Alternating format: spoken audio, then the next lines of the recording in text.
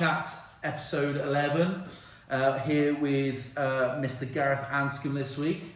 So as always, big thanks to the Cardiff Blues for providing a few beers. So we're going to crack open a couple of beers. One for you, pal. Cheers, mate. I'll see how's that. But, Cheers, mate. cheers, pal. So what is new in your world, mate? What's going on in your world at the moment? Not a hell of a lot, to be honest, mate. Obviously rehabbing the ACL and adjusting to that, and basically day to day is just in the gym, rehabbing with the physios and learning to walk again and trying to get the legs strong enough, to progress. And it's slow, but we've got probably a few complications throughout that. But lately it seems to have got a little bit better, and we've been able to progress it a bit in the gym, which has been nice. And I'm lucky in the sense that unfortunately we've got a fair few injuries at the Ospreys. I was about to say, is there a big group of you at the moment in there? Mate, massive. And a good mate of mine, Corey Allen at the club, he's also done his ACL. Myself, him, Alice Jenkins, and I had him on a while ago. Obviously all got big ACL injuries, so it's been nice to have someone to kind of do the day-to-day grind of it a little bit. It can get a bit frustrating and lonely and stuff, so it's been nice to, I suppose, have Corey's company in the gym. And he's become your work wife. We like to joke around a fair bit, and sort of, I guess, get you through the long mundane days that you have just rehabbing. So that's been okay, and just been watching a lot of rugby, really. Played any golf, or is it still not strong enough for that yet? Yeah, that's probably going to be my first thing I'm looking forward to doing, to be fair, getting back out on the course. But it's still probably a couple of months away, I reckon. But now I'm dying for a game, and we've got a bit of a golf group in Cardiff that we've set up over the years, called the Controlled Shankers. So that's the boys group. So we jump into that, and boys like to obviously play a bit. I'm looking forward to getting back on. Who's decent and who's terrible? Who's worse than they think they are? Who would be terrible? I tell you what, a lot of the boys have actually improved because we played so much.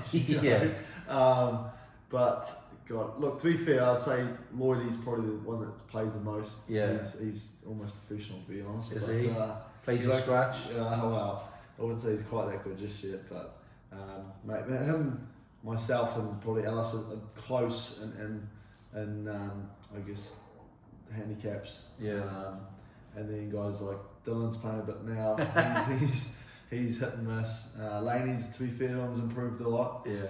Ben Thomas has played a lot. They got youth on that side there. Yeah, they do. Reece Curry's useless. Terrible. He's getting ripped on these podcasts, that guy.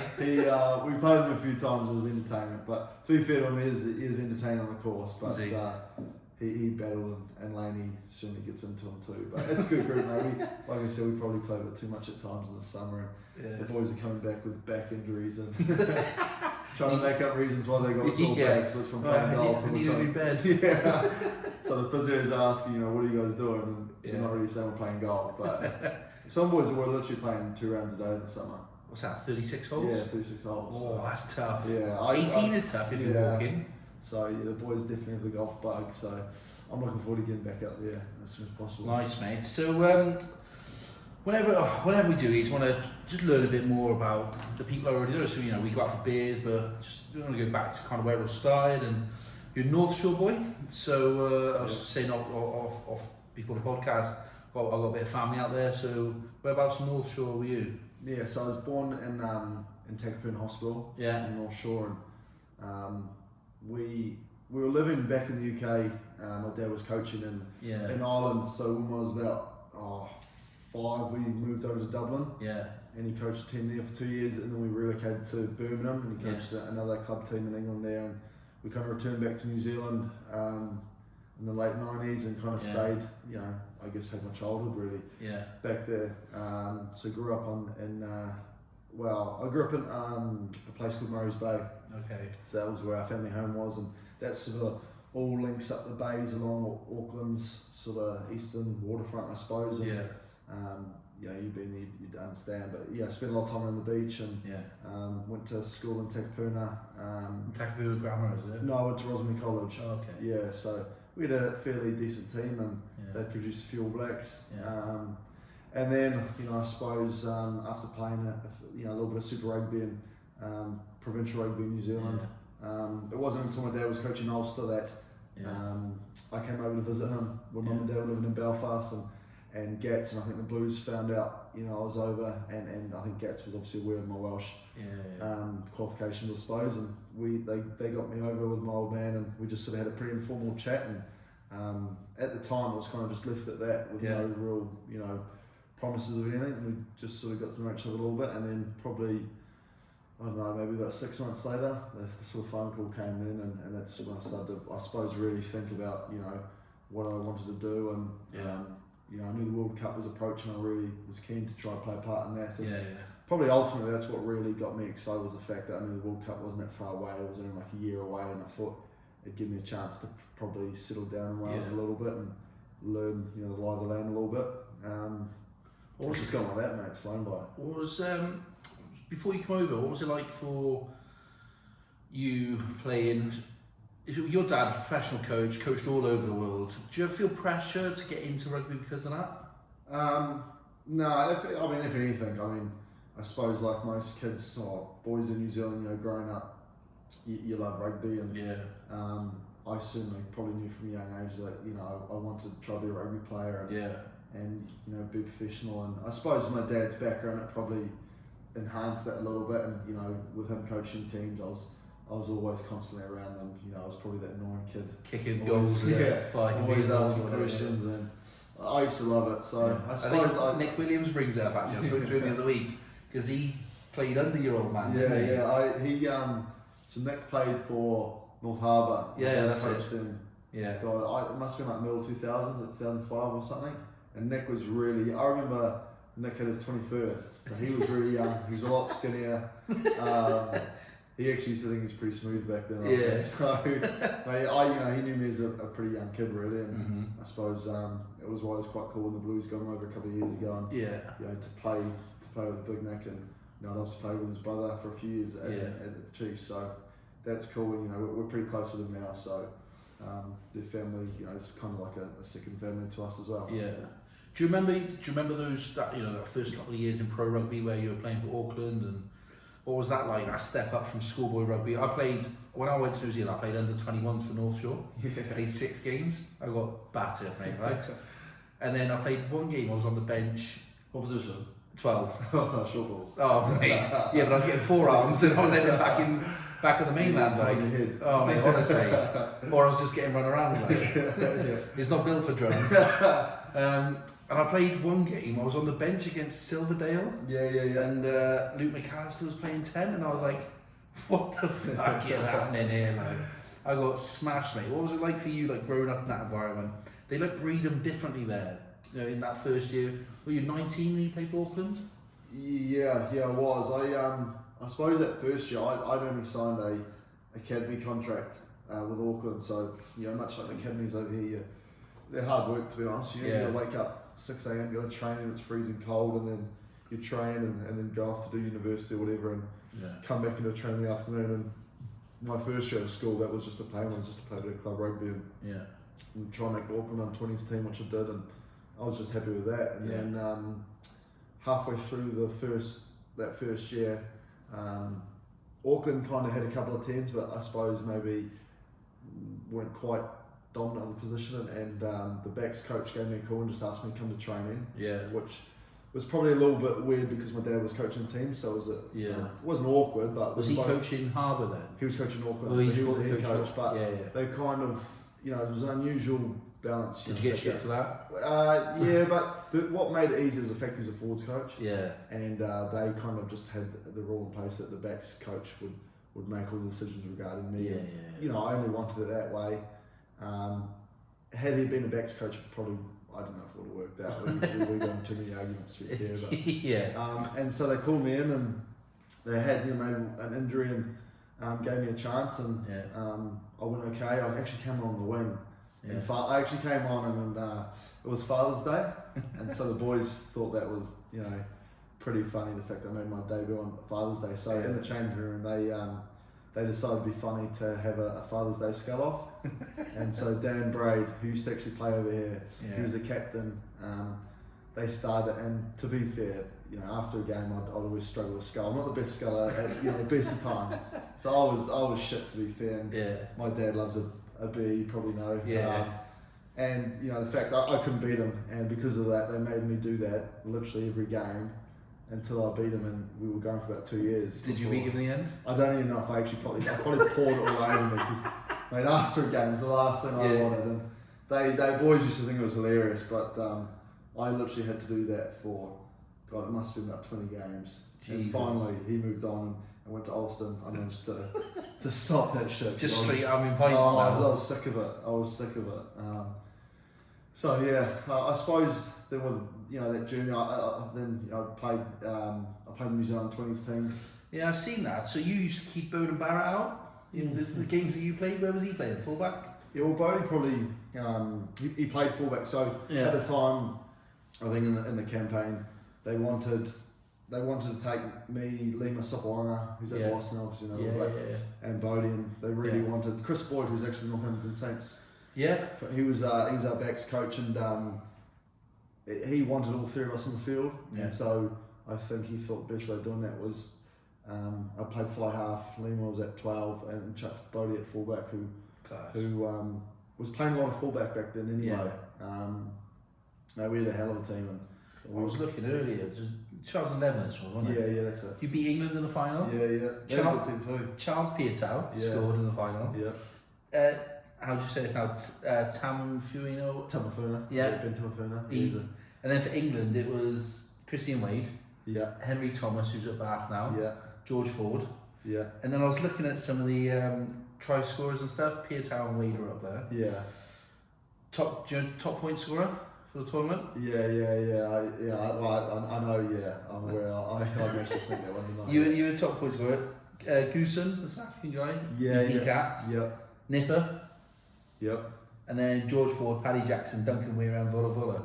They're the scorers. They were the top point scorers in that World Championship. 2011. Yeah, there was a lot of talent. And they've literally all gone on to... Yeah, I mean, our 20s side at the time was, looking back, was ridiculous. We had a lot of talent. We had Sam Kane, Brodie Retallick, Ben Tamafuna, Cody Taylor, Luke Whitelock, Brad Shields. We had Brad Weber, TJ Perenara. So if you put that as an All Blacks team now, you wouldn't think twice. I think that team would, if you put that team together now, you'd think would still be pretty successful. You'd get out the group. Yeah, you'd think so. The England team we played in the final, I didn't actually realise how good they were. Yeah. Because I didn't know any of their players, but looking back, they had Ford, Farrell, Wade, Makavopolo was playing. Yeah. I think Joe Launchbury was playing. Kovacic. Kovacic. Kovacic. So they had a really good team. It was a good final. I remember, like Lewis Jones, when I first came to Blues, he was telling me they didn't go too well that campaign. We put about 90 points on them in the game. You done me a kid the other day, I'll tell you after. And they were in the stands on the post watching.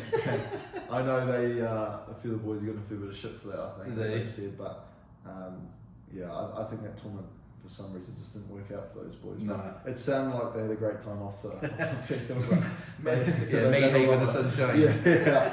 But I do remember all us boys. The one thing I remember against Wales was Sam was at fullback for Wales. Yeah. And he was the only. He was really just pissing us off because we literally were just rolling in tries, and he was still, knowing him now, I can see why. But we'd be scoring, a guy scoring tries, and he'd just be doing niggly things, and the boys wanted to kick the absolute shit out of him. But he was the only one, and he was flying. Obviously, the he's tasty as well, isn't he? He flies in there, really, and backs himself. And I just remember them having this really annoying fullback that everyone just wanted to kick. Have you told him about that? Yeah, I think he knows. We reminisced a bit, I suppose, in the past about it, but yeah, it was a long time ago. Class. Lewis Jones done me the other day, so turned up to the Blues, picking up, he drives past, walks past, and he's like, "What are you doing here? You're always here." And I said, "Oh, I'm picking up Heineken's now, innit? podcast and meeting them about a few things and that. And he's like, oh, fuck, it's an easy job for you, isn't it? It's tough at the top. Give it a big one. Him and Ben Thomas that walk off to the gym. So outside, got these 2 cases of Heineken Zero in my hand. He comes out the gym. Boy, he's looking the biggest swinger in Cardiff. He's got Heineken Zeros, he doesn't drink. I'm like, fuck off. 2 minutes later, he comes out again, about 4 times he had me. I think he got the club photographer to come and take pictures as well, mate. You're a funny boy. I only get him on air one day. He actually in the tournament, we after the game, after the 20s tournament, everyone gets together and has a big sort of shindig, I suppose. All the teams. Yeah, they all get together as like a. It might be like a capping ceremony at the end. Yeah. Everyone always swapping kit. And I actually, fun enough, ended up swapping a couple of t-shirts with Lou. So when we got here, they must be extra small on you. But they're still big on them now. Little mega. But yeah, funny enough, the first thing I came, I remember. Luckily, Lou was the only guy I sort of knew at the Blues really. And then obviously being good mates since then really. Class. Yeah, funny he boy. Show up, does he? He's got misses now. He's a different man. Oh, no one sees him, mate. He's different man. He's back in bathing now. He hides away. We'll tag him in this. He was a different man when he was single, but no one sees him. So class. So after that, then Auckland Blues. Mm-hmm. Is that 2012? Yeah. And how did you guys go with that? We were shit. Yeah, we were dog shit. I think 2011 Blues made the semis. They had a good season. Yeah. And so the next year we signed, was at the back end of the World Cup. The Blues had signed. We signed Manonu. Yeah. We signed Periwipu. Yeah. And we thought, with those 2 signings, right? I loved the Blues when I was growing up. We could go do something special. Yeah. Mate, for just some reason it just didn't work out, and I was only 21, and that was my first, I think, step into proper professional rugby at Super Rugby, high level, and playing through, top players, internationals week in, week out. And we just did not get going at all. Do you remember your debut? Yeah. It was in we played the Bulls at Loftus. Yeah. And mate, it was a good game, I suppose, because we just lost our first 2, I think it was. We went to the Bulls needing to win at Loftus, which I don't think a team had won there in years. Yeah. And we got off to a fly. I called it like an intercept from the scrum and went the length. And we went alright, and obviously I scored a couple of tries, so it was a dream debut really, and I thought I sort of had Super Rugby figured out. Mate, the next week we got absolutely battered by the Stormers in there, and from there my Bulls was probably the highlight, because after that, man, that season was shit. So it was tough. Pat Lam was a coach, and they let him go towards the end of the season, and just snowballed. We were sort of we enjoyed ourselves off the field, but we just didn't get going.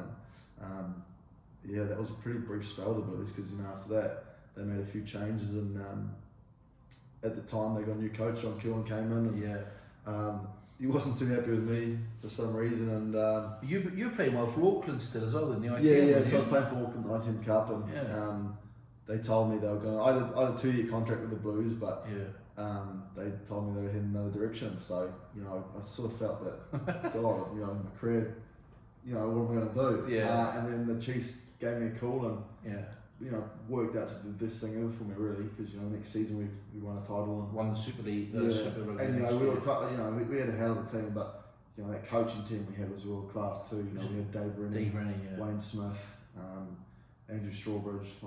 It's some really good coaches, and that probably shaped me as a rugby player really. Those couple of seasons we loved our time at Chiefs, and when I decided to come here, it was really tough to leave that, because I did love my time in Hamilton and the Chiefs, and we had a lot of good boys there, so that was tough. But I think my time at the Chiefs probably really did shape me as a rugby player really, because I learned a hell of a lot under those coaches, and particularly a guy like Wayne Smith. You sort of jump at those opportunities to learn from him, and he was class. So I loved it there. Were you playing 10 or 15 in the final? You played 15, didn't you? Yeah. So who was playing 10? Cruton. Oh yeah, Aaron Cruton. So I see Stephen Donald then. So it was funny, because when they rang me in November about coming down, I thought, oh well, great, because I didn't really have many other options. But in the back of my head, I was like, I don't really want to go there and hold bags all year and just watch crowds play. But it wasn't until pre-season, Wayne Smith sat me down with Dave Rennie and they said, you know, we're going to make you play fullback. We think you can play fullback. And I'd never ever played fullbacks through school, always played 10.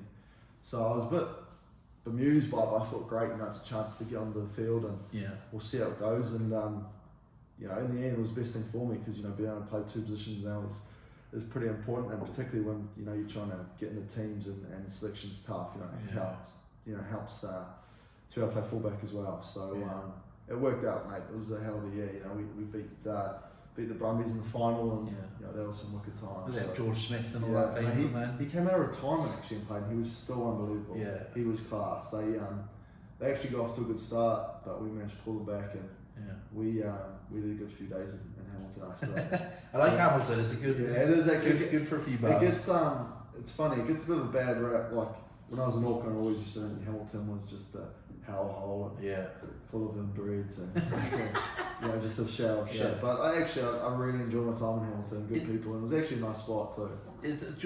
We went out for when we watched Wales against Fiji in Hamilton 2011. Yeah. And Gatz's missus had sorted out all Welsh people with tickets to stay with families. Yeah. And we stayed with a family, and we still keep in touch with them now. The lad was living in London, and he's just moved back to New Zealand. I went and seen him the other week, and I heard we still keep in touch. Yeah, I remember speaking to Ken Arns about that. I think their family have now got the same. They got it was awesome because that was organised, and you know, even with my time in Wales with Trudy there, and obviously that's Trudy. They always did that pretty well. You know, trying to make everyone feel welcomed. And you know, from the sounds of the World Cup, they did a hell of a job with organising the families, and I think they all loved it. You know, so, you know, that's one of the cool things about rugby too. Yeah, it is a bit of fun. Yeah, exactly. I know certainly a few boys have made some good friends in New Zealand now. Class. So is there that rivalry that you see in the Pro 14, especially in Wales? But Wales is its own goldfish bowl. But is that rivalry between the different provinces, regions, whatever you might call them, Super Rugby? There is. Like particularly the close ones, you know, like the Blues have always had a big rivalry with the Chiefs because it's only a couple hours away. Yeah, it's like an hour and a half, 2 hour drive, you know, so there's that sort of little brother, big brother mentality. So there is. Big city slickers, is it? Yeah, well exactly. That's how sort of the Blues review big city slickers, and I suppose those games were always much like the Christmas derbies. Yeah. A bit more added, bit of tension and a bit more physicality. And, you know, no one wants to take a step back, and there's usually a few fights. And those games are always, you know, a lot of fun, but tough on the body. And I think you probably see now in Super Rugby too. You know, the New Zealand games are usually the best one. Yeah. That's why they've probably dominated Super Rugby last year. How many have there been? Like, say there's 25. I saw a stat. I think there's only been 5 non-New Zealand teams. Crusaders won it 10 times. It's unbelievable. Yeah, you know. They've won the last 5 of theirs, something like that. Last 3. Oh, I meant New Zealand teams. That's Did the Bulls win it? I don't know. Yeah, the Bulls have won a couple, I think. Yeah, 3. But it'll be interesting to see how, you know, mate Jane Roberts goes there. He won on the weekend on debut, didn't he? Yeah, they did a good one actually. They had the same kit. Yeah, I haven't seen it, but I've seen a picture. Ridiculous. They're both in the same colour blue. Yeah, so that was a big one for him. So, you know, I know he was looking forward to it. So I'm interested to see how it goes. Do you know Joe Marchant, who's gone down to the Auckland Blues now? I literally met him when we've both had too many beers, really. Oh, okay, and chatted for about 20 minutes, and that's it. So again, interesting that he's gone there. I think it sounds like he sort of was told to get over there, really. Yeah, that's good for his development as a young kid, I suppose. Yeah, well, I think it's always. I think you probably enjoy, you know, the way it played, you know, the way the Super Rugby's played with. It's pretty high paced, you know. Teams like fly it about and throw it around, and it's pretty open. So I imagine he's going to enjoy it, and at least, you know, gets a bit of warm weather. Not like the cold here. Yeah, it's not. I think I saw something the other day. Well, my wife's actually back in New Zealand right now, and she said it's about 25 degrees there at the moment, and you know, what was it here, like 5? So. Yeah, if that. So it's much easier getting up to go to training when it's like that, and not pissing down with rain, that's for sure. Where was the hardest? What's the hardest stadium or hardest place you go out there? I always found playing in South Africa really intimidating. Yeah. The grounds at Newlands, is like the crowds are on top of you. The stadiums are built like vertical. They are great stadiums. They're a little bit old, but they are literally right on top of you. Yeah. And particularly playing Super Rugby, 6-7 years ago, they still were big men. They are big men now, but their teams are really strong as well. They were competing, for finals back then. They hadn't been so dominated by New Zealand teams when I was playing. So I always found going to South Africa a lot of fun, but definitely daunting. Sort of the big boys too, and a little bit dirty, and the crowd jump on you. And, well, I think my first game. So after that Bulls game, we played the Stormers the next week. And I'd gone from thinking I had Super Rugby figured out, scored all the points loving life. And the next week we played the Stormers, and they had Jean de Villiers still playing. And he was like a really wily old campaigner then, tough, dirty, like cheap off the ball hits.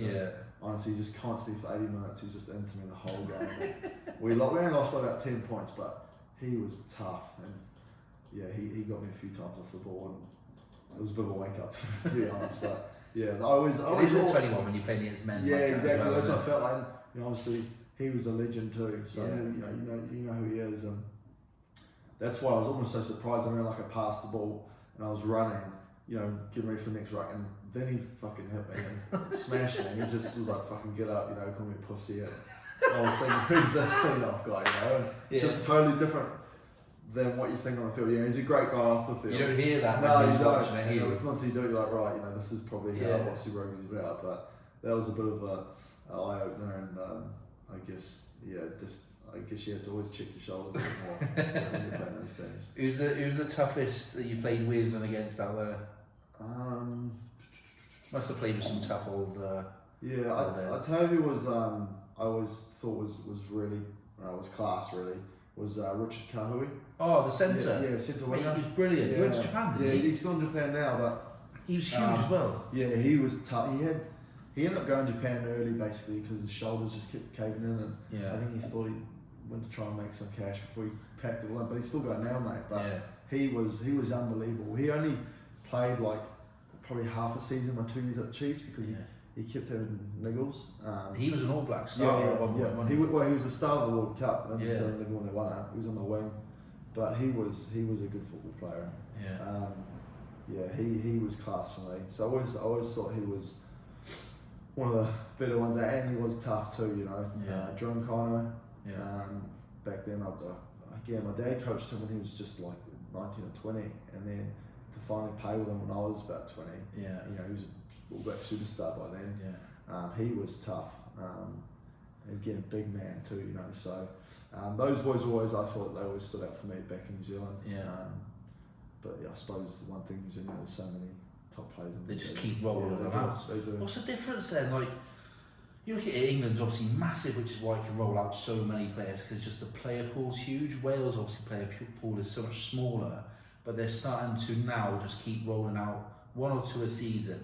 New Zealand seem to roll out like 10 a season. Yeah. What is that about? Is it a different setup, different academy structure, different ethos? I think teams are like, I feel like teams are probably aligning it, but I just think the way it probably worked before so well in New Zealand, it's just like streamlined really well. So it's all about providing players really ultimately for the All Blacks, I suppose. But from schoolboy rugby into academies and into ITM Cup and Super Rugby, it's pretty well organised, and they're aware of you pretty early. And the other thing I think that does help is kids are playing rugby all year long. Like particularly in the summer, touch rugby is massive, and I think playing touch with your mates, which is basically just non-contact rugby really. Some of the footwork. Well, it's where you learn your footwork and skills and passing, passing. I think that's probably something that is missed over here. You don't think about it, but that is the game of rugby in the end of the day. And, I think having that is probably helped New Zealanders a lot. My brother said that because he went over there at 10 or 11 and said that he got made to play a lot of netball. He was actually a footballer, but he was quite stocky, so he could play rugby. But he ended up playing football for like New Zealand 18s, whatever. But he played a lot of netball just to get him spatial awareness, catching balls, just. Well, I think there's probably the boys here would never play netball. Never. Oh, well, you probably just can't understate, like, I suppose all that sort of stuff's important for the game of rugby in the day and making yourself better. And I think having that ability to get the ball in your hands and practice your footwork, and you know, boys always trying to. You know, Benji Marshall was massive when I was growing up. I fucking loved him. Everyone was always, every kid was just trying to Sean Johnson. Step your mate and trying to have the biggest steps. And I loved him. You don't think of it as much, but I think in the long run probably pays dividends. But Yeah. I do think New Zealand is starting to struggle a little bit. I think teams are starting to catch up. And, I do know that the local game there is struggling. Is it? So I'll be interested to see what happens there. Kids have just got so much more to do nowadays. Yeah, well, not just other sports, but technology. Well, I think apparently New Zealand basketball was easily now the most played sport. Is it? Yeah. So I remember when I was back in New Zealand in July. Yeah. You know, a lot of the people I was talking to, this was saying the games is struggling. So. Again, you know, we might see we'll probably see an effect on New Zealand. Yeah, that's mad. That is. You know, it's probably good for the game that everyone can compete with All Blacks and you know beat them because you know I guess it's a bit more interesting, isn't it? So. How far away were you from an All Blacks call up? Oh, mate, I have no idea. I had a couple of conversations with Steve Hansen. He actually rang me when he knew I had a decision to leave and he knew I could play for Wales. He did get in touch with me and gave me a call, and we had a brief, you know, sort of chat just about future plans and things like that. And they didn't want me to go, but you know there was still a lot of talent in New Zealand, and you never know with anything really, do you? But you know at the time I still had a lot of good rugby players. And, of course. You know, Aaron Cruden was going well. Dan Carter was still there. He was injured a little bit, but. I mean, they weren't keen for me to go, but you know, and then I suppose I made a decision that I felt was best for me at the time. And I guess, you know, 5-6 years later, here we are. So it's gone by so quick though. Me and my wife are still doing pretty well and got a good bunch of mates, and the boys like ripping the piss out of each other, and it's good fun. And, do you still keep in contact with anyone back there? Yeah, well, it was actually good. I got married back in July back in New Zealand, and don't forget your anniversary.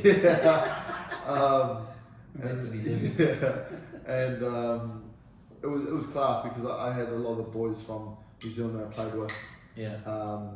And they came to the wedding, and a lot of the boys from the Blues and stuff came over, which was class. I think everyone loved it, the fact that there was a good table of Welshies and they know the party. The boys actually. We didn't know they actually did a haka for us for at the wedding, which wasn't playing. We didn't know what was happening, but they did the Chiefs haka because there's a lot of Chiefs boys, and the New Zealand haka, which a few other just New Zealand mates jumped in, and the Welsh boys were gonna, I think sing some some old school songs, which would have been awesome, but they chickened out in the end. They were steaming too, but. It would have gone down really well, but they wanted to kind of reply, but I think they felt in the end that it was too hard. Intimidated, they? Well, I think they felt it was too hard to go against the haka, but honestly, everyone would have loved it. I know they were a big hit at the wedding of the boys, and obviously the free bar they sort of made most of that. So it was good, mate. But I still probably speak to probably about 5 or 6 boys that I played rugby with, through the age group grades. Like Brody Talek and Sam Cannon, we played, Sydney schools together and under 20s, and we're at the Chiefs together. So a few of those boys we still keep in touch and like to catch up when we play and stuff like that. So it's cool. Nice. So what was the transition like? Obviously come over to Cardiff. As obviously, it's like in Wales now, you've lived here for a bit, but the minute the media get hold of something like that in Wales, it's just blown up. Wales Online or whatever it might be. What was that transition like? Well, probably first, I didn't really think too much about it, but my first inkling of not what I got myself into, but I remember I tweeted that I was leaving the Chiefs. I coincided with the Blues press release, and it was like 9 o'clock at night in New Zealand when I did it, and mate, I woke up in the morning and I just had thousands of likes and followers and just comments, and it blew me away because I didn't really think the game I knew the game was big in Wales, but not to that extent. Yeah. You know, like even in New Zealand, that you wouldn't have got that response. Yeah. Is that because they're so used to another one stepping in? Probably. But like at the time too, I think like with the social media, no one. I found like in New Zealand, no one had Twitter unless I suppose they felt they were someone, I suppose. You know, or so your Joe Blows didn't have them. Whereas over here, everyone's got it. Everyone's got shots and shit like that, you know. Jesus so Christ. that's probably that might have changed in New Zealand, but at the time that's how it was. So, you know, and then when I came over, without knowing, there was probably a bit of an expectation on me, and which was fine. But did you feel pressure? No. I mean, I wanted to prove myself. Yeah. I was really motivated to prove myself. Definitely, like you would be when you go to any team, you know. Yeah. But it took a while to adjust. What I didn't probably expect is, you just think you're going to go play rugby, but the game is slightly different. You know, it's riffed differently for one. It's cold, playing in different conditions, so you do have to adjust your game, and particularly being, fly half, you're sort of in the real thick of it. You know? Of course. I was used to probably playing the game a little bit quicker because it was open, and when I got here, the game was a little bit slower. Riffed a little bit differently, so it was a real fight at the breakdown, and because of that, then I had to change my game, and also probably had to adjust my things like kicking game and all that sort of stuff. I remember my first couple of games we played London Irish in the Challenge Cup, and I was still early days at the Blues, and I got charged down by a prop at home, and he went 20 minutes to score, so that was embarrassing. And then we played them the following week at the Majesty Stadium. I got charged down again for another try. Not by a prop? No, by I think it was a 10 Shane Geary. Remember the He played for and I remember being under the sticks, and Mellon came running back, Gethin Jenkins, and he just looked at me and he's like, "Sort your fucking shit out." And I was like, "Fuck yeah!" I just didn't. I was pissed off with myself already. Little things like that. I was like, "Fuck, here we go." But at the time too, coming to the Blues, Hammer. So I came over because Mark Hammer had signed, and I thought it was perfect time because I thought having a Kiwi coach would be a real easy way to adjust because he'd play probably the way that I like to play, familiar with voice, even though I didn't know him. And he got sacked within 6 months, so it was pretty clean off really. I got here in November after Super Rugby, and I think by the start of January or end of December, he was gone. I remember.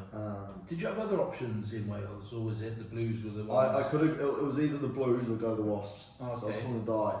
Yeah. So how would that have affected Wales? It wouldn't have, but I was really keen to go to the Wasps too. I was like, only because I knew the Premiership a bit more. Yeah. But I felt at the time, I wanted to really get into the Welsh culture a bit more and immerse myself in that. And I thought, if I wanted to play for Wales, how would it look? Playing.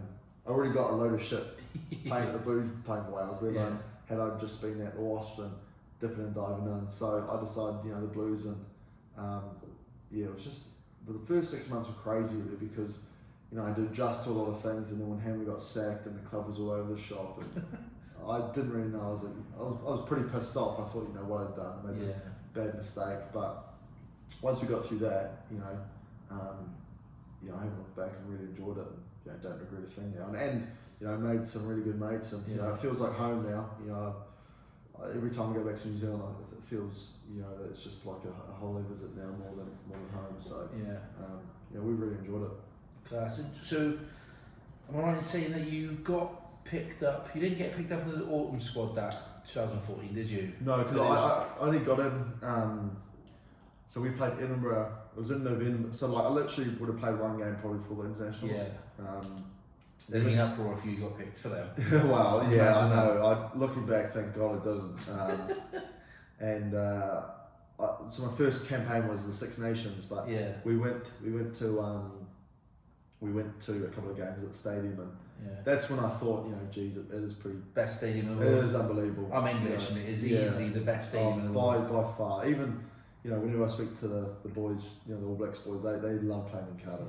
They love it. Obviously, it helps having a good night out afterwards. And the thing, I was in uni, right? 2004 to 2008. Skipped a year. Went back a year. Van Wilder. And I remember, right, so we were with Ewick, kind of met, and we went out on like the Monday or Tuesday. We like did some like, not training with them or whatever, but I'd done some, they were there on campus doing some stuff, we were doing some stuff as well. We went out like Monday, Tuesday, Wednesday, Thursday, didn't go out Friday, and smashed Wales on the Saturday.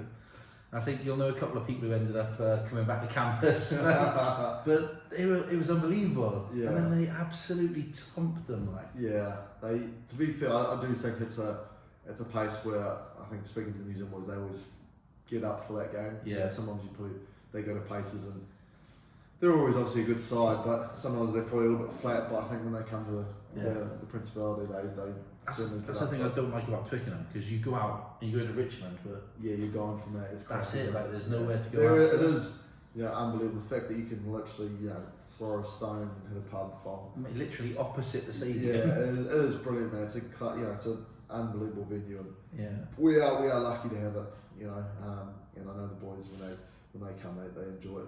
Enjoy what goes with Cardiff usually. The Welsh culture and chippy alley and what you might pick up. I think they usually do pretty well with the girls, obviously chasing around Cardiff. Yeah. So, especially now you've got Tinder and things. I think those boys, we feel them, have done pretty well. Yellow tour jerseys. Yeah. And then my first campaign wasn't until the Six Nations, where I was just travelling reserve. You didn't get capped then though, did you? No, I don't think I didn't actually, because my first cap was later on in 2015 in the World Cup warm-ups. Played Ireland at home. Yeah. What do you remember? I didn't ask you actually. What do you remember about your Blues debut? And then what do you remember about your Wales debut? I remember the Blues debut we played at Mayfield, which I thought was pretty cool. Yeah. Obviously there was no one there, but it was. I played fullback. Yeah. And we lost, but I remember it was a game that we could have won. Blew a lot of chances, and we just didn't play well. Yeah. I did after that think, geez, what have I got myself into? How many years my son? Yeah. And that probably was my first reaction. So that was the Blues one. And my Wales one was I came off the bench. And we didn't go very well. We lost the game. We were getting tubbed in the first half, and a few of us came on in the second half, and we scored a couple of tries just to make it look a bit more respectable, I suppose. But I still, it was an unbelievable feeling. Made my debut with a few boys, Eli Walker and Christian Dacey. So it was good. What did you sing after? Did you have to sing a song, didn't you? So and I was honestly, I would have been more nervous for that in the game. I can't sing. I literally have a skill for replacing words, fucking up the lyrics. I've got a skill for that. So I was honestly shitting myself all week about it. I was practicing, and because we didn't play well, the Gats and stuff were pretty pissed off. Yeah. And so they didn't really want boys singing. So I was actually stoked at the time, but then I just thought, right, the next game I'll sing, because the boys were like, right, we'll just do it in a couple of weeks. Yeah. I was like, fine. But I got injured then, in between camps. I broke my ankle, and I was out for 3 or 4 months. I was out. Missed the start of the World Cup because I ended up being called back into the World Cup because of injuries and stuff. But I think the boys just forgot about my song, and I thought I'd get away with it. And it wasn't until we were in 2017. I think we toured. Might have been 16. We toured New Zealand and Samoa. Yeah. And we had a week in up north in North Wales, and we played RGC. Yeah. And we're out having a few beers in the hotel afterwards. And out of nowhere, this was like 3 or 4 years later, Doc, Jamie Romps remembers I haven't sung. And then the boys made me sing then, but it was after a few beers, so I was happy that. Yeah. It was in a really small environment, it wasn't in front of a lot of people. So I was stoked with that. What did you sing? I sang Build Me Up Buttercup. And shit, and the thing is, I actually forgot. I knew the song at the time off by heart, but then because 4 years later, I thought I'd go away with it. Yeah. And then I panicked, and I managed to sing probably a chorus a little bit more.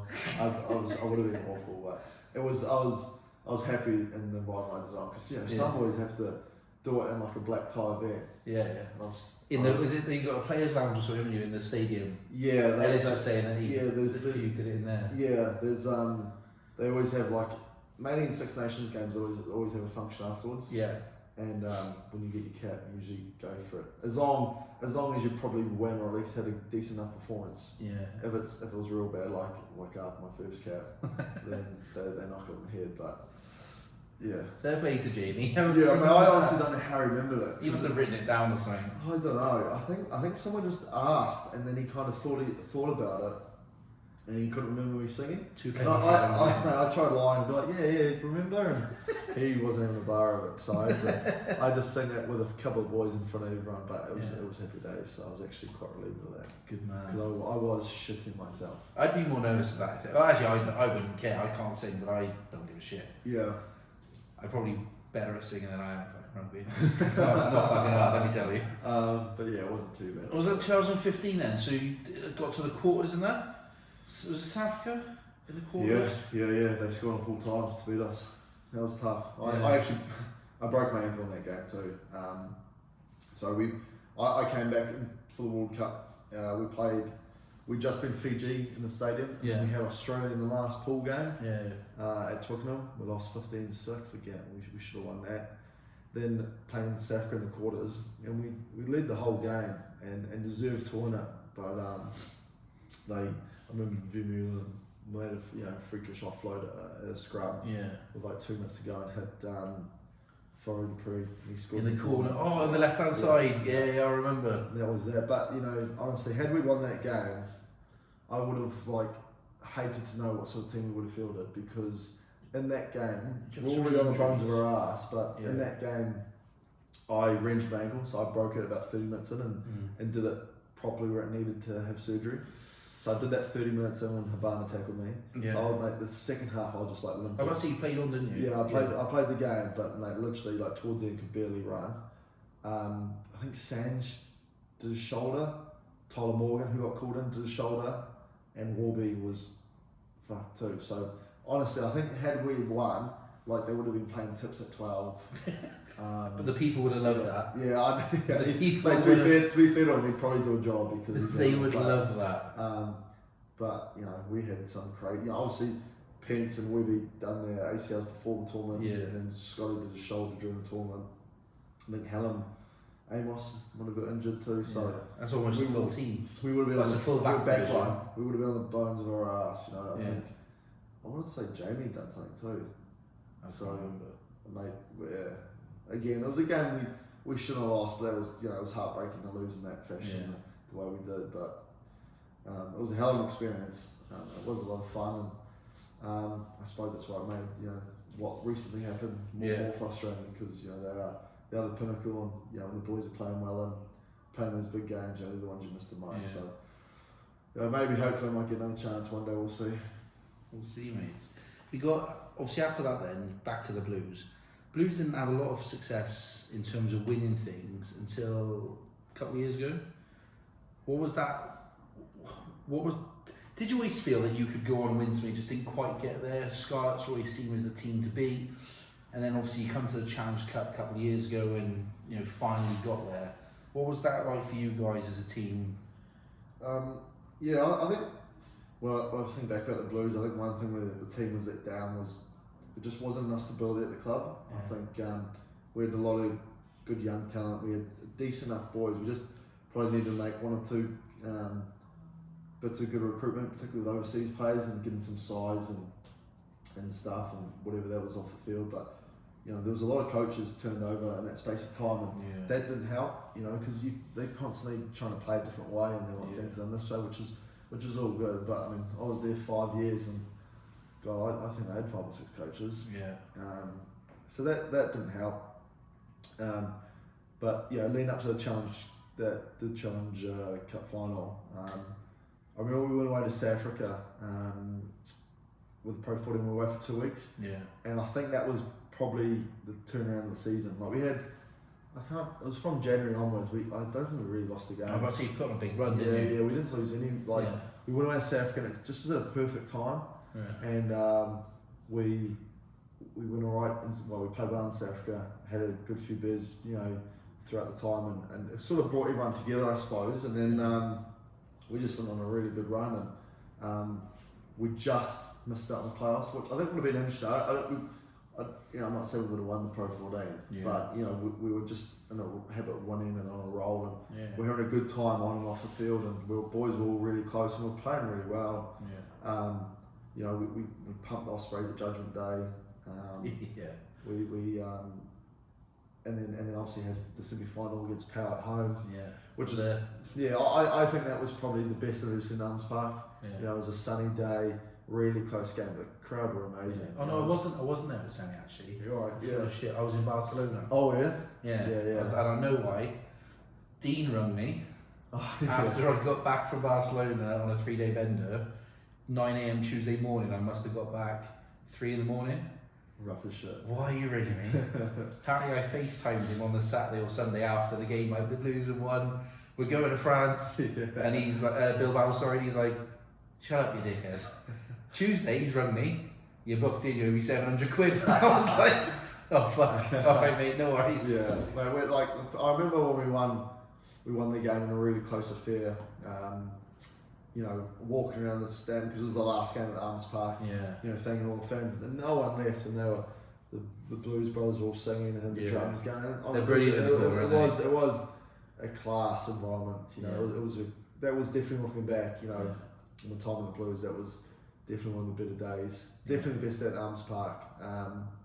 And then teed us up for Bilbao and how that went. It was a hell of a weekend, that one. There was, what's going through your mind in Bilbao? I was talking to this about, obviously, back up to the couple of boys now. I don't remember fuck all, but what's going through your mind? I do remember Gareth nudging it into touch a couple of times, and then obviously you score. But you had missed the kick from the right side. Right side. Yep. What's going through your mind? Is it a penalty to win it?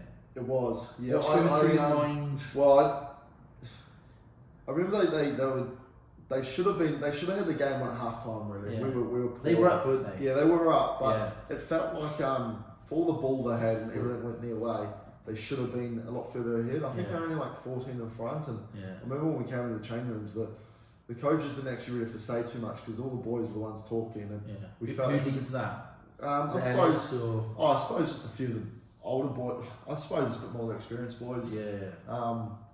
And obviously the coaches had their bits, but I remember feeling, if we could score early and give ourselves a chance, just who knows what would happen, and we did exactly that. We made a little bust, and I put a kick in for Thomas, and he had like a freakish finish to score. Class. We ended up playing some really good football in the second half, and Blaine scored in the corner, and I had the kick to tie it up, and I pulled that left. And running back, I just was like, fuck, I've just probably, we only had 2 minutes, but I just thought, fuck it, we got nothing to lose. And we were starting to open them up anyway, and then they kicked us off, and I found Gareth on a cross kick, and he came on early because I think Laney broke his fingers. Yeah, he came on the wing, didn't he? Yeah, that's right. Mate, and he came on and had a hell of a game, and obviously put in a good kick, got the turnover, and it sort of tackle Jackal. Probably teed it up for the finish. So we were sat in that bottom corner where you were kicking it, and me and Dean obviously been drinking all day or whatever, and we had these 2-pinters. Yeah.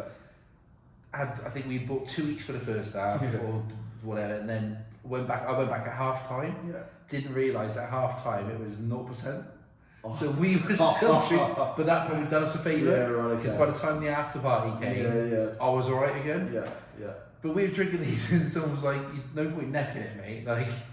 It's 0%. So when you kick that, it there is a couple of cool photos that were sent to me in the aftermath from the kick. I remember it must have been probably where you're sitting, me from the front on view. So it was like a shot from me facing this way, and I could see the supporters behind me, and you can see them holding their mates and closing their eyes and crossing their fingers, and to see that reaction was pretty cool. And then obviously we went over and we had to hold them out for about 2 minutes. And I won a couple of things now as a rugby player, luckily enough. But honestly, that weekend, even though it was only the challenge, it was the only second comp in Europe. But at the time was, certainly up there with one of the coolest things. I think the Blues put on a really good trip. To be fair to them, everyone else as well. They absolutely nailed the after party. They did that well. Had all the families. We had a good we literally had a hotel outside the stadium. Lovely stadium. Mate, it was class. It was actually one of the best stadiums I played in. Lovely. Great facilities. But mate, the few days after that was definitely why you play rugby. Really. I remember that night after the after party, I remember going up to Blumberg, are the boys going to Santander on Sunday? It was San Sebastian. Oh, San Sebastian, that's it. So originally on Sunday because we were there, we got there Thursday, played Friday, we didn't fly till Sunday. And so I was supposed to be going back Saturday night after the other European final, which we never made it to because we stayed in Molly Malone's all day. That was one of the best days I've had. Clean off. Because we didn't go to San Sebastian, we just made a call, all the boys about midday to meet at this Irish pub right in the middle of Bilbao, which was, I think the final, the Champions Cup final was probably like 4 o'clock, wasn't it? Yeah, Molly Malone's. Yeah, so then all the Irish supporters, all the Gloucester had gone home. And all the Leinster supporters were in the pub, getting ready for the game. They were on their jerseys, and we just pretty much took over the spot, didn't we? But it was, honestly, that was up there with one of the best times I've had. All the boys singing, and we must have been a pain in the arse. But I think the supporters spent a few quid. I think the supporters loved it because. I remember all the Leinster supporters coming and buying shots for the boys. Oh, I mean, I was swapping tops with people because I had my arm in a brace because I tore my bicep. Right. I was signing things, having pictures. I think on my phone still I've got like French girl Bilbao, and there's a video of like singing on the tables. Yeah, I remember boys standing on the tables and Nabs leading all sorts of shitty chat. Pouring tequila in people's hands. Yeah, he was. That's right. So that was a great weekend. I don't think Nick Williamson stopped drinking for about 5 days because then we must have got back on the Sunday afternoon. Yeah, because I asked Blumberg if I could go to San Sebastian with all of you guys and come home after, and he said, they're not going anymore. And I went, right, well, can I just stay another day? Yeah. And he was like, will you fuck off, go home. Yeah, well, on the Sunday then we got back and we obviously had the trophy and stuff, and we ended up having a barbecue in Porkena. Which was pretty cool too. Nice. That was probably well, by the end of the Sunday, everyone was dead anyway. Yeah. Everyone No one had much to give, but they were pretty cool times. And looking back at the time of the Blues, obviously that's the highlight really. So after that, I can't remember now. Did you sign for the Ospreys first before? When did you sign for the Ospreys? It was for this season, wasn't it? Yeah, it was. I want to say it was, I feel like it was around April last year. Tough decision? Yeah, to move on from that? Yeah, it was. It was tough because, ultimately, all my mates at the, made, a lot of good mates at the Blues, and that's also why you play, to play with your mates. And I had a lot of really good close friends at the Blues, and there's a lot of talent at the Blues, so it wasn't a straightforward decision. Just weighing up everything really about whether I stayed in Wales or decided to go overseas.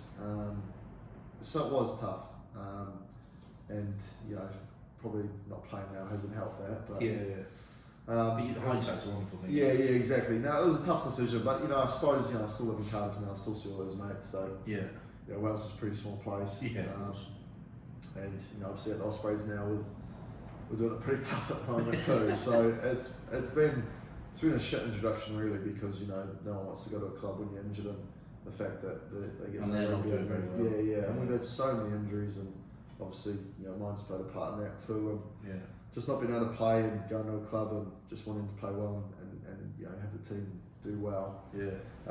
It's been frustrating, but like I said, with hindsight and things, it's easy. But to be fair, the Ospreys boys are a good bunch of lads, good boys too, and I've been really lucky with the medical team. They've been outstanding there as well. So I guess that's my only concern right now, is getting in and out of rehab and getting the league straight and get that sorted. So they've been good. It's just about eventually being able to pull on a jersey and play again. It'd be nice. Get your Wales squad shirt back as well. Talking of Wales then, obviously I mentioned the Grand Slam last year.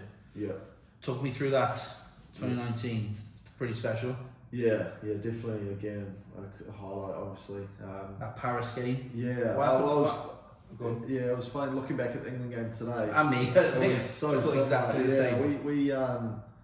We were terrible. We were shit, really. We didn't deserve to win, and probably had we not been playing France, you know, they're probably the only team that could find a way to lose that game, to be honest. But we just couldn't get going, really. You know, it was a wet, cold game. It just didn't stop raining. It was hanging. We just could not catch a cold in the first half, and made you know, a couple of really silly errors that weren't like us, and you know, had a little bit of probably misfortune. Sands probably should have scored a try, probably should have passed, didn't, and I think he knocked the ball on over the line. And I remember he was yelling at me to quickly take the kick, but I didn't understand, like, if I knew that I probably would have rushed, but I didn't really understand what he was saying.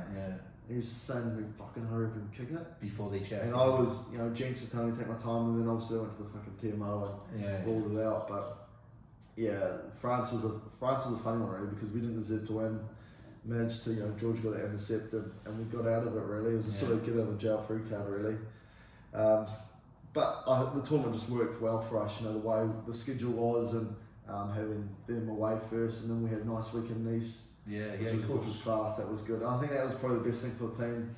Played Italy, and then we sort of knew we were into the proper competition then, because obviously it was all built up for Finland at home, and that was a massive win. And obviously once we beat them, then everyone starts talking about, you know, try and forget that. You know, you're trying to. Everyone in the media saying, you know, we can win it now. And obviously Gareth had come out at the start of the campaign saying we beat France. He thinks we're going to Grand Slam. And all sort of loves a little chat, doesn't he? Yeah, mate. To be fair to him, he's been around the blocks for a while, and he knows which buttons to push, and he plays the media so well, you know. And I guess probably gave the boys a bit of confidence, I suppose, looking back at it. It just teed us up, you know. Once we beat England, you know, the boys were special that day, and that was a hell of an atmosphere too. You know, winning that was unbelievable. That was in Principality. Yeah. And then, so once we won that, and then obviously beat Scotland, and then it just teed us up perfectly on at home. I think the games really worked well for us, and we knew Ireland would be tough, and the day really couldn't have gone any better from our point of view. You know, we started well, scored off a nice try early on, and did that chip that Hadley scored in? Yeah. Mean to do it? As in, like, was it first chance we get? No, it wasn't first. We sort of knew the way they defended, and particularly Carney at fullback, that where we felt like we could find a little bit of space, and we just had a penalty advantage because we had the line up, and then we just had a few phases, and they infringed. And so it was a free shot, really, and we saw Carney was quite wide, so there's a little bit of space in behind, and it couldn't work. Who called that? You or him? I think we both. Parksy called it, but I think we both saw it was on.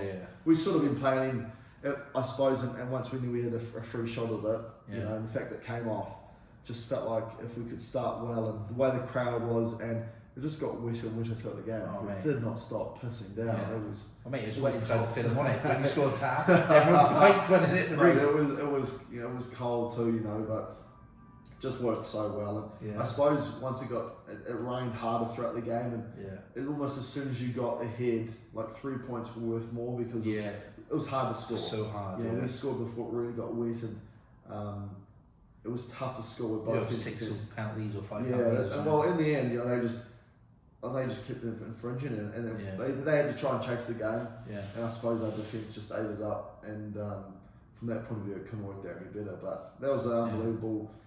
I guess an unbelievable few weeks, but you know, the celebrations afterwards, of course. You know, walking around the stadium when we'd won, and everyone, you know, still pissing down, but no one left their seat. You know, that was pretty cool. So to see how much it meant to everyone, and the fans and stuff, it was a good few days, you know, afterwards, and definitely probably the best thing I've done in my career so far, for sure. Class. With I'm gonna pause it. I'm busting for a piss. Sure. I can edit it back. Let's pause there. Perfect. I can edit it back in and see. Just go through there, man. You see the door. Busting for a piss for ages. You know what? Before I left.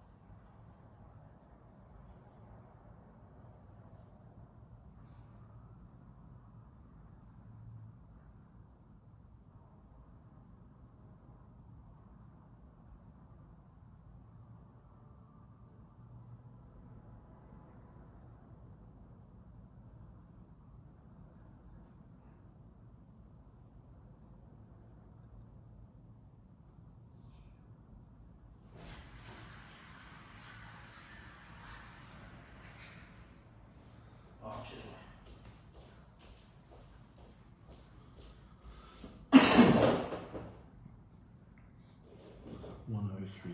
15.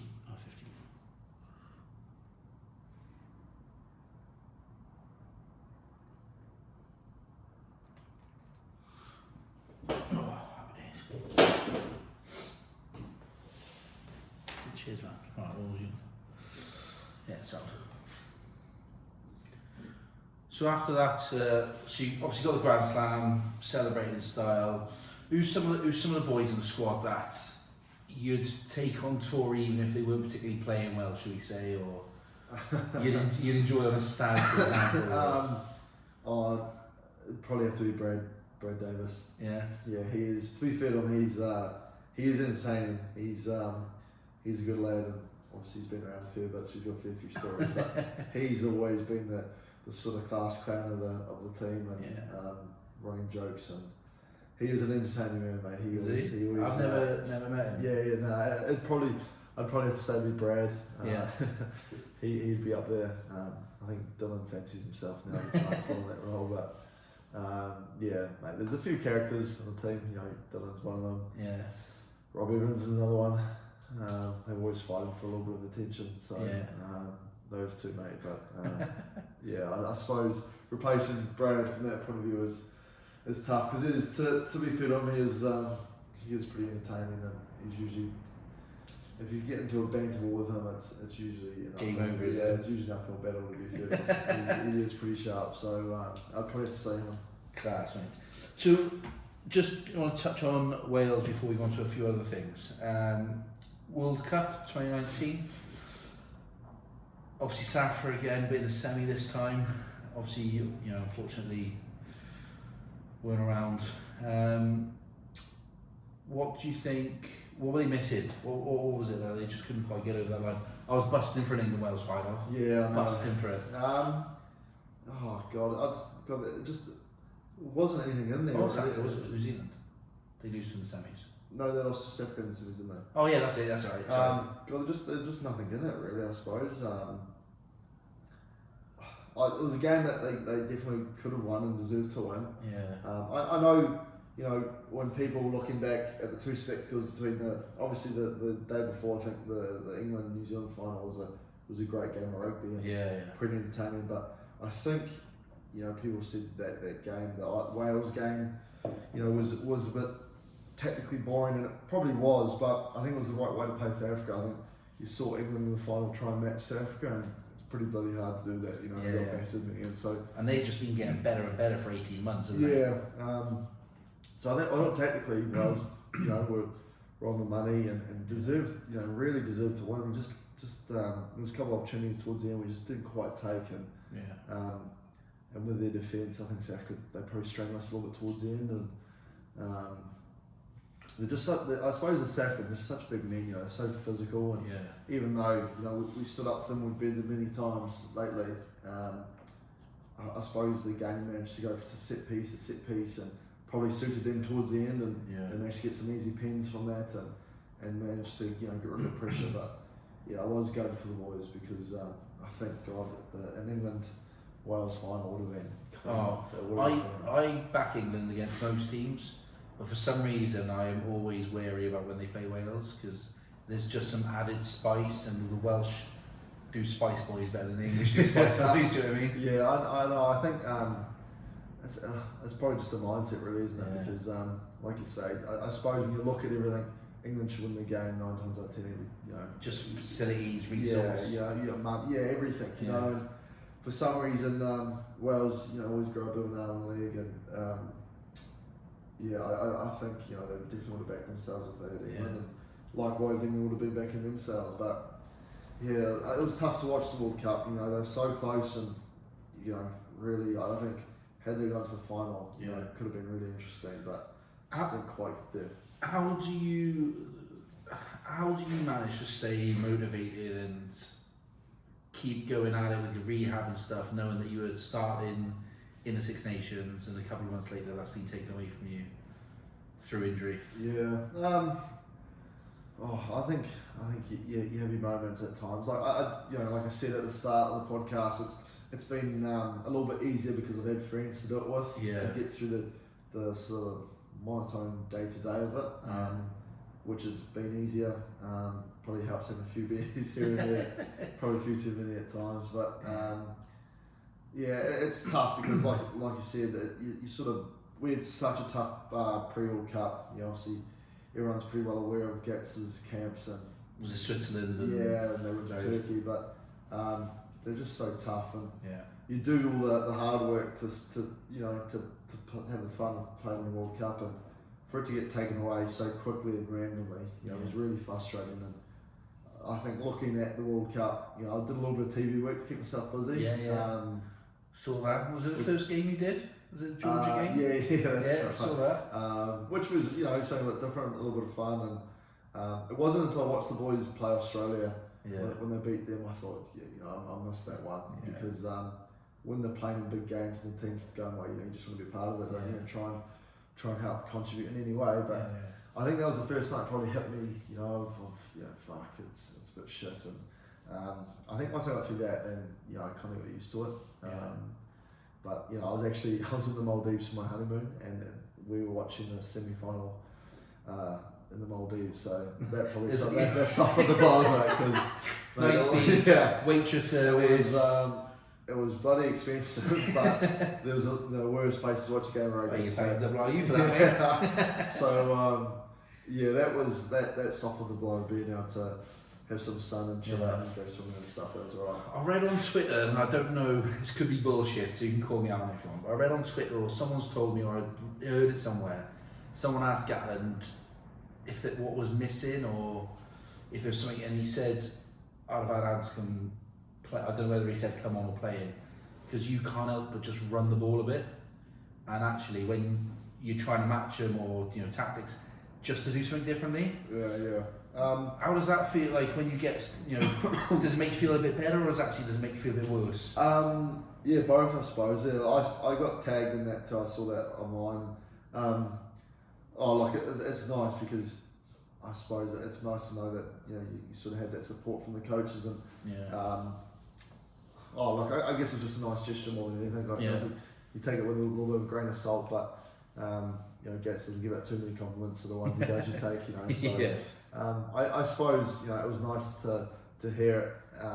Think they think that about you, but again, then you're sort of kicking yourself that you couldn't do anything about it. But I suppose shit happens with rugby, and it's just one of those things. It's twice now. I've got into these pre-World Cup camps, and did my ankle and done my knee now, so it just hasn't worked out for me. What's you obviously first focus, get back for the Ospreys, then obviously get back for Wales. Do you ever think further, like Lions in a couple of years, or does that ever cross your mind? Not probably a little bit, but obviously after the Six Nations, you're doing well. I think obviously next year's a big year for rugby players over here, and seeing. I've always been a big fan of the Lions. It's a class team. It's a great idea, and it's been going so long. The traditions of it, are pretty special. Seeing how beating New Zealand for a couple of Lions tours, seeing what it does to New Zealand, and seeing how cool the fans are just unbelievable, aren't they? So I think, and they're world champions obviously at the moment as well. So exactly. Literally best against the best. Yeah, so I think seeing when I watched New Zealand, I thought it'd be pretty cool to be a part of, and obviously we'd all like to play in it, but it all comes down to, I think Gats will probably select really off the back of that Six Nations. So it's about playing well for whoever you need to make sure you're playing for your country, and then playing well to get a chance. So I'd love to go on that tour. Do you remember me? Hopefully it does, but there's just so long to go. So much rugby we played, and it'd be awesome to be on.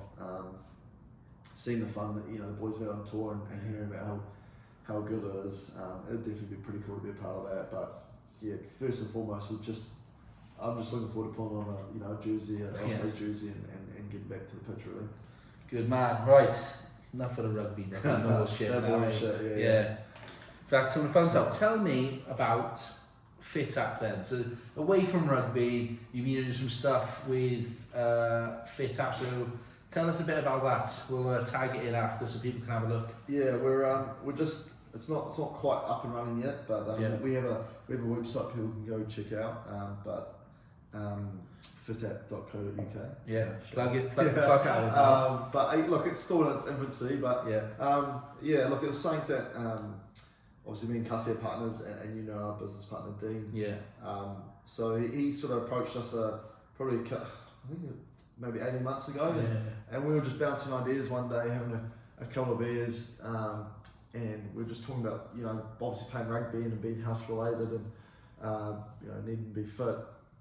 We were just talking about ideas about maybe what the public needs or what would be cool, and we just kind of got snowballing. And I guess what was just a random conversation, we thought maybe we could research it a bit more, and we did that. And ultimately, it's a search engine comparison site for all things fitness and well-being and health related, with mental health in there as well.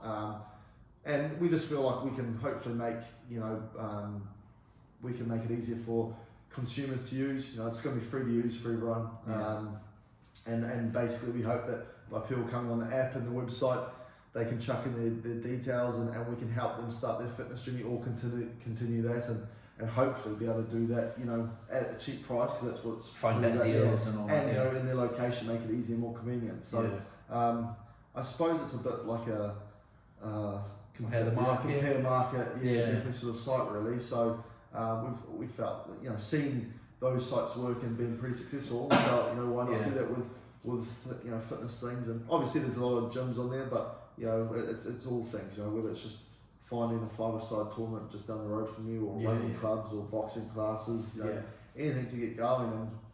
And it's been tough, but it's been a bit of fun, and we're hopefully not too far off. Again, learning things, just the business will take a little bit longer than probably we would have liked, but it's been all fun. Full-time jobs. Yeah, exactly. So, which it's been a challenge trying to grow that organically while we don't have anyone full time there at the moment, but we're hopefully not too far off that, and once that gets going, it'll be cool to jump, be a part of that and do a bit more work around that. So hopefully that could sort me out post rugby. So that's the aim anyway. Your TV career, pro golfer, mate. Yeah, man, that'd be the dream. So you're living the dream, that's hopefully where we'll get to. But obviously things in business, it can be pretty fickle. So we'll see where it goes. But again, I guess through me and Cathy's rugby journeys, you get a little bit of crap here on social media and all that sort of shit. So I think with that, we felt people could do with a bit more support around their mental health side of things as well. So we felt like that'd be quite cool to help support that a little bit more and get people involved with that may need help or may not. And we've teamed up with a few mental health organisations, and we'll continue to do that, and hopefully we can help people with that too. So we'll see where it goes, but it's been interesting. It's been pretty fun. I guess mixing with different people. We've had a few discussions with potential investors, and just sitting down with these people that they've done pretty well, been pretty successful in business, has been quite nice just to rub shoulders with different types of people. We're sort of stuck day in day out running shoulders with rugby goons really. So it's nice to sort of mix them with different people and chew the fat, and we'll see where it goes. But it's been a good journey, and hopefully it picks up soon, and when it is, we'll have an app ready to go, and people can jump on and hopefully give it a crack. Nice. Well, I'll put a link on there after this. You mentioned two more things. So you mentioned social media and trolls and stuff, and it's something I've asked everyone who's been on it, because it's fascinating to get their opinion. Do you get much shit on Twitter, Instagram, Facebook? Does your missus knows everyone in Cardiff? Does she get much shit? And if you do, how do you deal with it? And I'm interested to see your philosophy and thoughts on it. Yeah, it was something that I wasn't used to. Like you said, but my journey here was obviously everyone having Twitter, everyone having opinions, and because they're passionate, they sort of jump in and throw their opinions out there, which is fine. Look, I suppose with social media, if you're on there and you see the good things, if you're willing to take the positive, then you've got to be willing to take the negative too. And more so particularly with Wales, I suppose, some games where they don't get a penalty, you make a mistake, people jump on, and I think for some reason or not, my first 2 months with the Welsh team just seemed to rub people up the wrong way, which was bizarre because there's been others that have been nowhere near as qualified as me to play for Wales, and they've been okay. But I got a pretty. There's one or two that weren't qualified in the slightest. Yeah, well, and they played. Some of them have just played out English. So So. Well, there was wasn't there a Kiwi? yeah. Shane, Granny Gate. I think. Oh yeah, that's it. Yeah, Shane Howard. Yeah, you paid up a granny from. The boys always say I brought a Welsh dog, and that's my way in. But look, I suppose my connection to my mother, being based in, living in Wales, being a Cardiff girl and having a family here, I guess I always knew I'd play for Wales, but I suppose with the like you said, the abuse that sort of came for the first 2 years was probably something that we weren't quite ready for. And how did you deal with it? Well, I think it was tough. It was frustrating because you just want to nibble back. Do you often? I haven't, no, because you sort of. At times it probably makes it worse and probably just gives them the reaction they want. I see Melissa drops a tweet now and again. I was going to say it's probably more effect on your family, because they want to protect you, and if anyone said something badly about them, I would want to do the same. So I'd fly in now and again. Yeah. Well, mate, I think I'll see the worst of it now, and now I've sort of probably a little bit older and been around a bit. It doesn't worry me like it used to, but. There was a period where it sort of get you down a little bit and you just thought, I don't really need this shit, It's something about Welsh 10s. Yeah, well, that probably played a part in that too. They just, the minute they make a mistake, there's been various players who have been absolutely immense players, still playing, not playing anymore. Yeah. And the minute they make a mistake, it's like, get rid of them, fucking shit. Yeah. Where's the next kid? And you're like, this guy's class, he literally missed the kick. Yeah. Well, I probably, first saw it a bit when I first got here. I think Prieston got I remember being in a game and remember Prieston got booed. Yeah.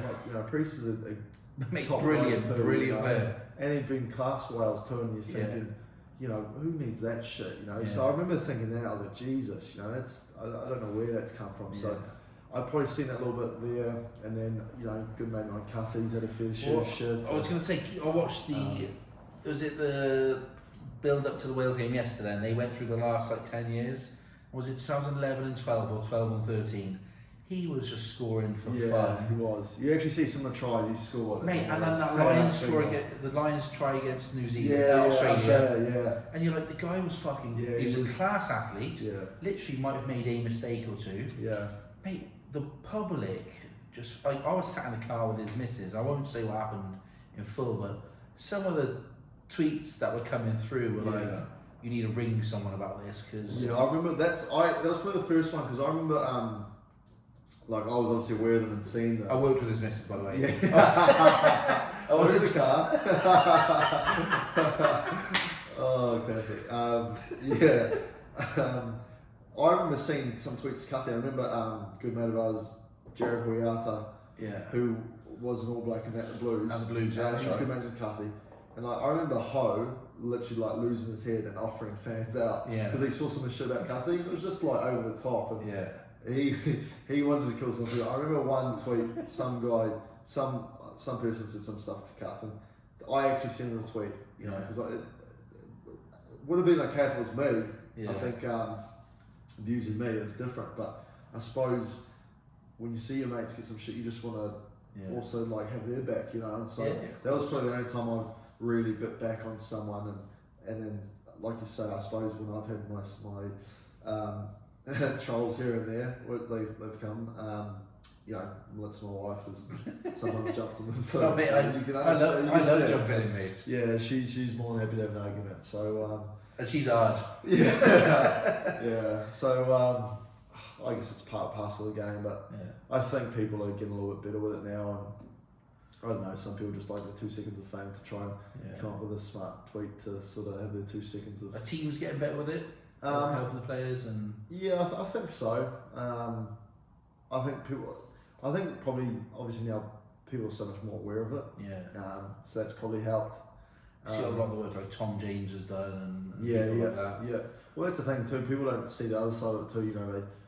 Where it's frustrating is it seems that people feel like they can get an opinion, but any time a rugby player goes back and puts them in their place, then they're crucified, and it's they almost feel like they can just say anything to you. So, and when it has effect on guys, which I've seen it have, some guys go through some shit times, that's when it pisses you off. But because they're just people in their job. I've said this in one of the other tweets. I don't earn 100% of my salary 100% of the time. I might have a shit day in work. I might lose a deal. I might whatever. No one's fucking died, right? No. Well, no one try and drop a ball. Exactly. No one purposely tries to miss a kick or drop a ball or do that.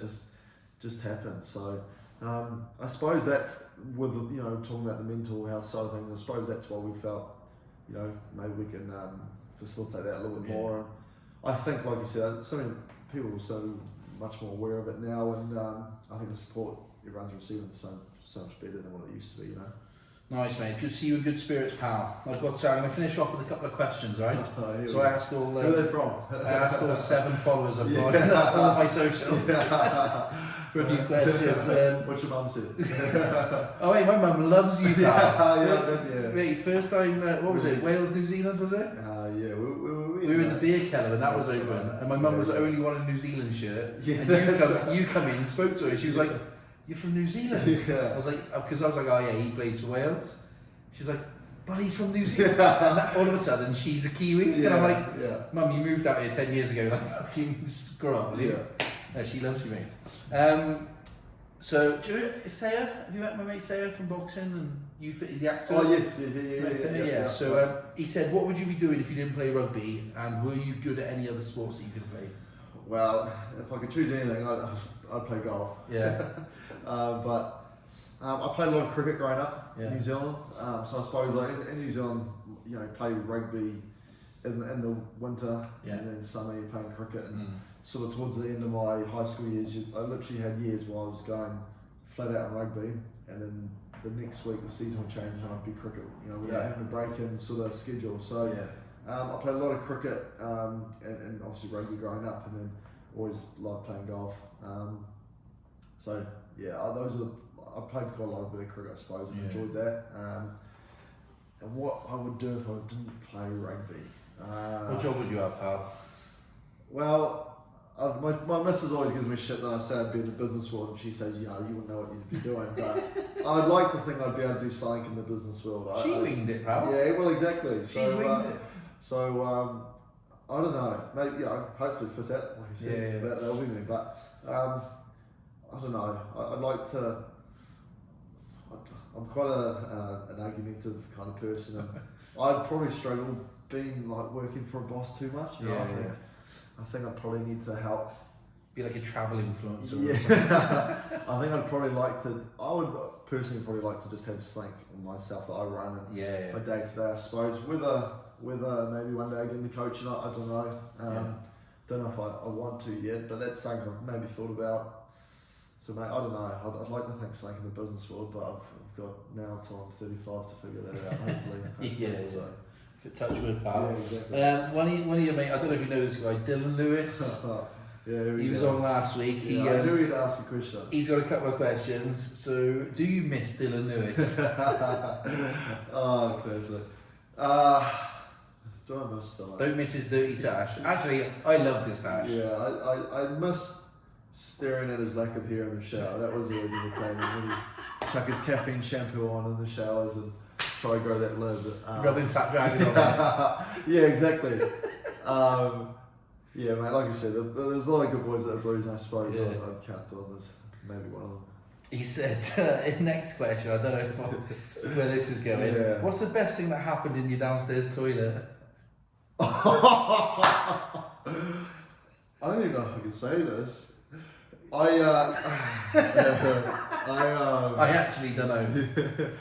So he threw Granger under the bus last week. I had a barbecue here. We had a blues team do here. And we had a dress up party.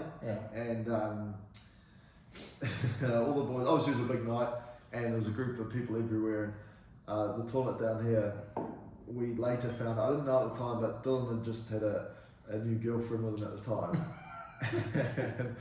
And what was found out later was they popped into the toilet, And literally this toilet, for people that can't see my house, is sort of like right next to the downstairs living room, which is where everyone was. It's where the party was. Like it's not upstairs. It wasn't out of the way, but they popped in there and got acquainted. Which was. Did he hold a hand to the toilet? That's what girls do. I'll say he took it to the toilet. That's what he did. So I you probably need to ask him what happened in there, but yeah, we'll leave that one there. I don't know if I can say too much more, but yeah, that's. It's been christened. Yeah, fair to say it has. So not a number my 2 wife either. couldn't believe it, to be honest, but yeah. Fair play to him. Yeah. He must have been quick, right? Yeah, well, that's another story. Is he living with this? Yeah. I'll text him after now. Yeah. Melissa, what are your top 5 go-tos to cook?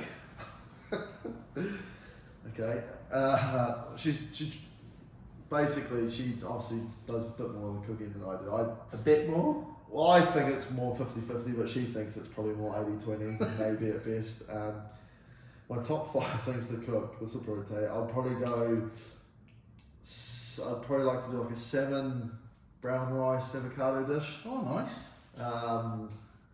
It's easy. I'd probably do stir fry. Yeah. When I was young, I used to only could make a stir fry. So easy, and you chuck it all in. Together. Yeah, so probably a chicken stir fry. Yeah.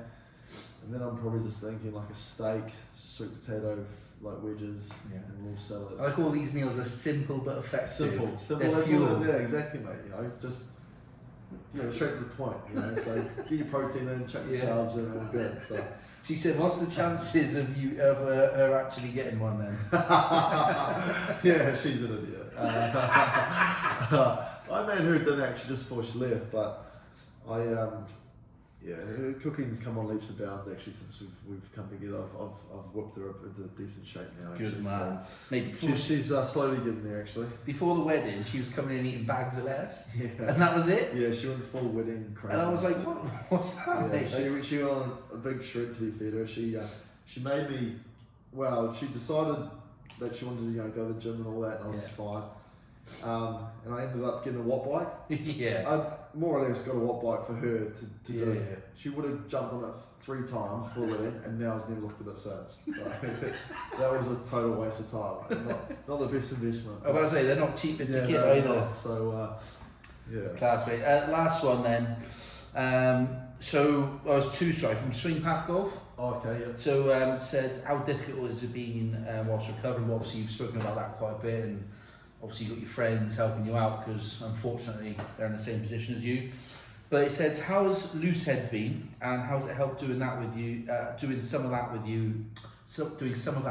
Fit App whilst you've been Yeah, I think Loose Heads probably approached me a few months ago, and obviously had seen the work we do on Fit App and talking about the mental side of the game and things like that. And mate, they've been again, that's still pretty early on into the relationship, but they've been good. You know, we've managed to do a couple of giveaways together, and mate, they're good guys. You know, again, supporting the mental health side of things, and with their rugby connections. You know, it felt like a pretty good fit because of obviously my profile through rugby. So it's been cool to meet different people and see what they do, and it's sort of tied in quite nicely with Fit App. So we've managed to get a few good charities on board, but it's been good working with Loose Heads, and they're good guys. So hopefully do a little bit more in the future, and once the app's up and running, then we can get them on board and probably do a little bit more. So looking forward to that, but they've been good, really good. Classmates. But when can we see you back out, do you reckon? Yeah, mate, I don't know, I ask my physios every day. I think probably now we're at it's originally my goal was probably to get back into May and play a bit of rugby and hopefully maybe get into the tour to New Zealand. That was one I really wanted to go on, but I think now where we're looking is we'll probably it's unlikely I'll be back this season. So I think pre-season. I think where it probably is complicated, if I just push it just to get back for a few games and then have a couple of months off, what's the point?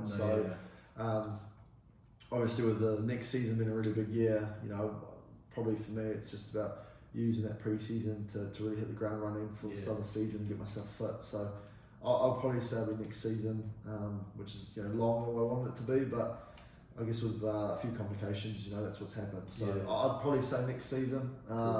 and yeah, hopefully I'll be ready to go then. Good man, mate. Look, appreciate you coming on. Thanks for everything. Obviously, best of luck. I'll see you around for a beer anyway. Best of luck with everything with your leg, and we'll catch up again when you've won the Lion Series this weekend, shall we? Yeah, that sounds good. I'd love to do that. Top man, appreciate that, pal. Take care. Ta-ra.